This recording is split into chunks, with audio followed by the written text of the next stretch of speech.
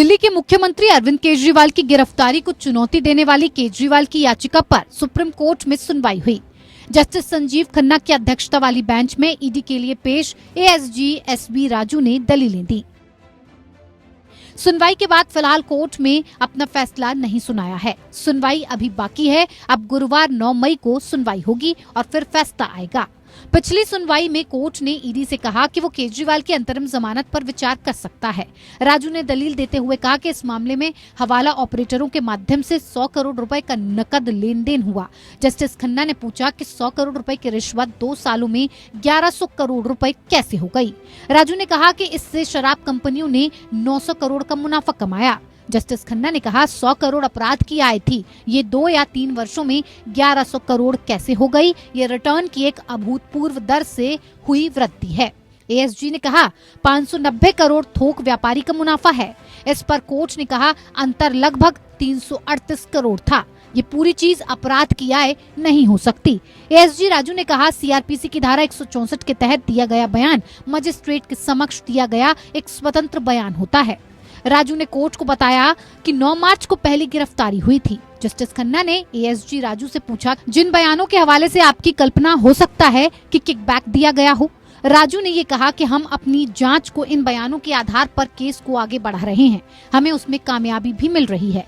Court ने इस मामले से संबंधित केस फाइल अदालत में पेश करने को कहा, जिसमें ईडी को ये सब बताना है कि पहली बार मामला कब दर्ज किया गया।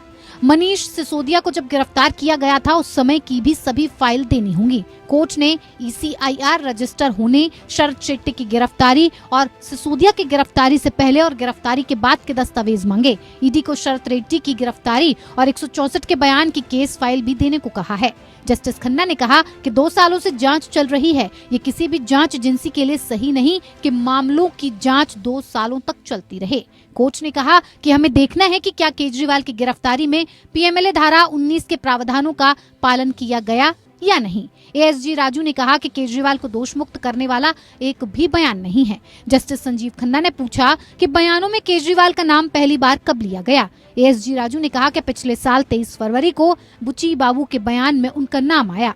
एएसजी राजू ने कहा कि किसी को ये मानने की जरूरत नहीं है कि गवाह ने जो कुछ भी जांच अधिकारी को बताया है वो जांच एजेंसी को गुमराह कर सकता है। कोर्ट ने ईडी से कहा कि वो 4 आरोपियों के बयान जो अरविंद के खिलाफ दिए गए थे उनके नाम और तारीख दें। जस्टिस खन्ना ने टिप्पणी करते हुए कहा कि केजरीवाल को अंतरिम जमानत देने का मामला असाधारण स्थिति है। लोकसभा चुनाव का वक्त है और केजरीवाल दिल्ली के मुख्यमंत्री हैं। वैसे भी इससे पहले किसी भी अपराध में शामिल नहीं रहे हैं और न ही वो आदतन अपराधी हैं। इनके खिलाफ कोई केस नहीं है। जस्टिस संजीव खन्ना के बयान पर विरोध जताते हुए एसजी तुषार मेहता ने कहा कि सिर्फ इसलिए कि क्या वो मुख्यमंत्री हैं ऐसा नहीं हो सकता। क्या हम राजनेताओं के लिए अपवाद बना रहे हैं?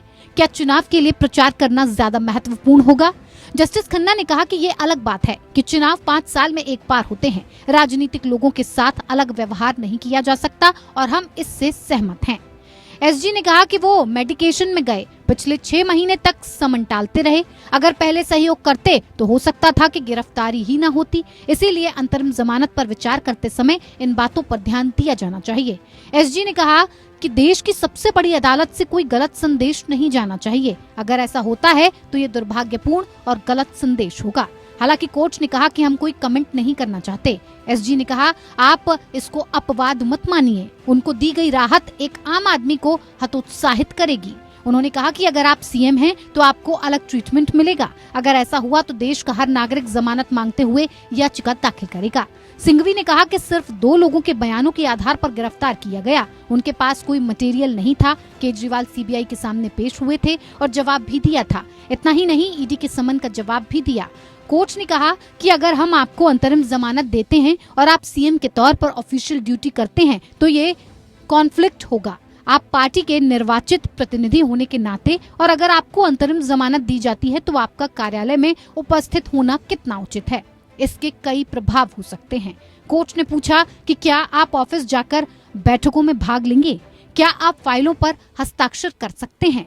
एसजी ने कहा अरविंद कोई फाइल साइन नहीं कर सकते हैं। सिंघवी ने कहा कि मैं रोज 10 फाइल पर हस्ताक्षर करता हूं, हालांकि आबकारी मामले से कुछ नहीं करूंगा। जस्टिस दत्ता ने कहा कि हम सिर्फ चुनाव के लिए अंतरिम बेल पर विचार कर रहे हैं। अगर चुनाव ना होते तो हम फैसला सुरक्षित रख लेते। जस्टिस खन्ना ने कहा कि हम इस बात पर नहीं जा रहे हैं कि वो राजनीतिक व्यक्ति हैं या नहीं, बल्कि हम ये देख रहे हैं कि ये केस सही है या नहीं। इस असाधारण मामले में जमानत पर विचार किया जा सकता है या नहीं। अरविंद केजरीवाल के अंतरिम जमानत के मामले पर फिलहाल कोर्ट ने अपना फैसला नहीं सुनाया है। सुनवाई अभी बाकी है। अब गुरुवार 9 मई को सुनवाई होगी और फिर फैसला आएगा। Bureau report, APN।